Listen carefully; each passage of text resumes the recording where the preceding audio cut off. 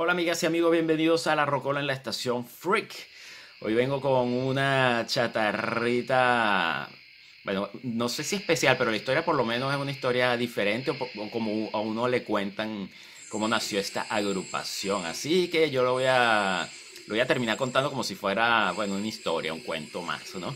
Estamos escuchando, antes que nada, para decirlo, Pandemonium con el tema Lava, incluido en su segundo disco de nombre Caos, un trabajo que apareció en 1993 y bueno, vamos a empezar la historia primero ubicándonos en el sitio. Estamos en Suecia, en una ciudad donde hay mucha gente interesada en la música, en una época donde el death metal estaba haciendo furor. Bueno, estaba empezando en eso porque lo que sonaba era mucho heavy metal, thrash, speed, pero había una serie de chamos que eran menores de edad y como no podían ir a beber, no se podían reunir en bares ni nada de eso, pues estaban dando vueltas alrededor de un estudio de grabación que había en la zona y se dedicaban pues a tocar. Tenían sus propias bandas, eso sí es verdad, habían empezado con alguna banda. Sin embargo, este divertimento que era el juntarse, eran dos de ellos, terminó siendo esta agrupación, de repente. ¿Por qué? Porque ellos empezaron a tocar de una forma imitando el sonido de una banda inglesa llamada Bolt Thrower. Ese sonido no lo hacía ninguna otra agrupación en la que ellos estuvieran ligados, ¿no? Sino que era algo que para ellos era como, bueno, no hacemos esto en nuestros grupos, vamos a hacerlo por nuestra cuenta así, pero tú sabes, como bromeando. Después se juntó un panita que era como de 15 años y se puso a cantar. Y se juntó otro en la batería bueno, que le gustaba lo que estaba sonando y cuando se dieron cuenta, sin quererlo ni beberlo, ya tenían una demo y tenían un grupo llamado Pandemonium. ¿Por qué le pusieron así? Bueno, porque quisieron hacer todas las cosas al revés. Y de ahí nace esta agrupación. Bueno, eso es más o menos la historia rápida de lo que es la banda como tal y de cómo se generó de la espontaneidad, nació de allí. Y yo creo que el éxito de esta agrupación, que viene dado no quizás porque sean muy populares dentro de la escena extrema musical, sino que son muy diferentes. Son una agrupación que como nace de la improvisación y de estar inventando vainas los chamos, pues terminan haciendo un ejercicio musical que era diferente a lo que sonaba en la época. Hay que nombrar, y ya ponernos más serios con la información, hay que nombrar que detrás de todo esto está el señor Dan Suano, ¿no? Que ya le hemos hecho dos programas en lo que es el podcast de Freak Station, donde ustedes pueden escuchar en esos podcasts la cantidad de bandas en las que él ha trabajado como productor y como músico. Como músico muchos lo conocen por Edge of Sanity y por Nightingales. Bueno, esta banda nació más o menos en la misma época que Edge of Sanity, pero es como les dije, él estaba buscando otra cosa. ¿Qué buscaba? Pues al sonar como Bolt Thrower, ellos se les dio por tocar las partes gruesas porque tiene un sonido muy grueso. En cambio, ellos, Sanity venía a ser una banda más de death metal melódico y en ese momento era una banda más de thrash speed que estaba buscando experimentar con los teclados. Aquí no, aquí llegaron, empezaron a tocar la parte lenta muy lenta y la parte rápida muy rápida, ¿no? Y ya por ahí la cosa era como una locura. Después grabaron un EP que tuvo mucho éxito, pero cuando ya se les voló el cerebro, fue cuando el sello Osmos Productions los ficha y les dice, bueno, ok, aquí tienen el dinerito para grabar el primer disco.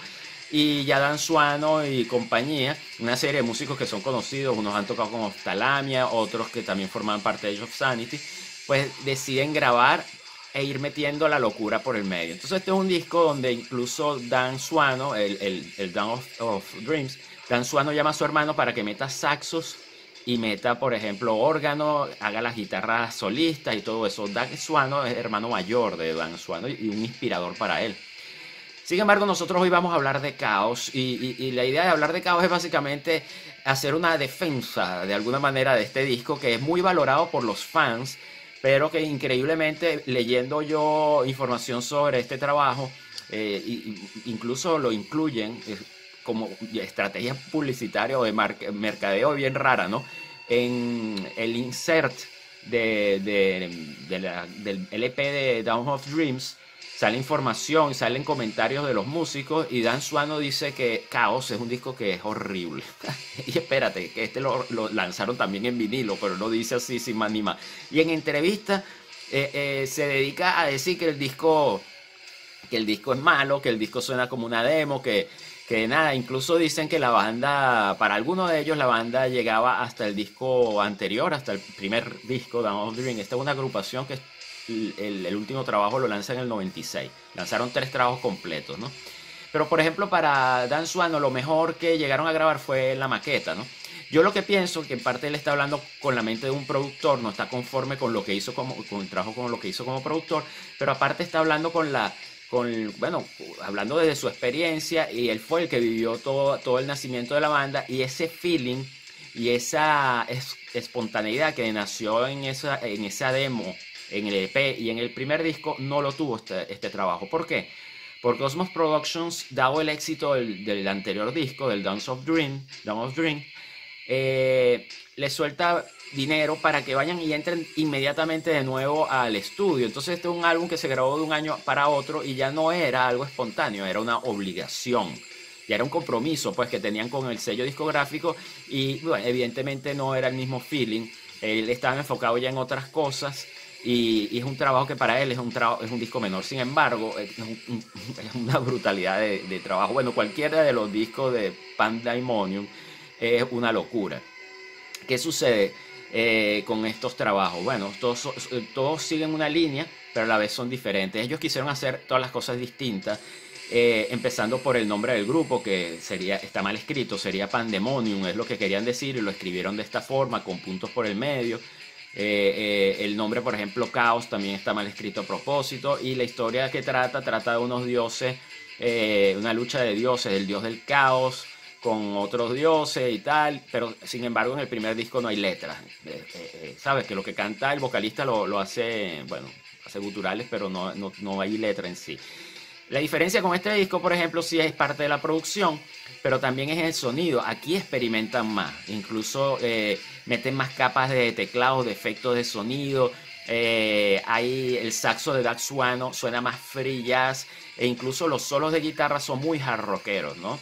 Entonces, claro, ahí hay una diferencia con respecto al primer disco. El primer disco suena muy de la época, suena muy 90, muy del sonido doom, death metal, con las diferencias clásicas que tiene ese trabajo, que suena muy grindcore en las partes rápidas y suena muy doom, a lo mejor tirando a funeral en las partes lentas y con la locura, ¿no?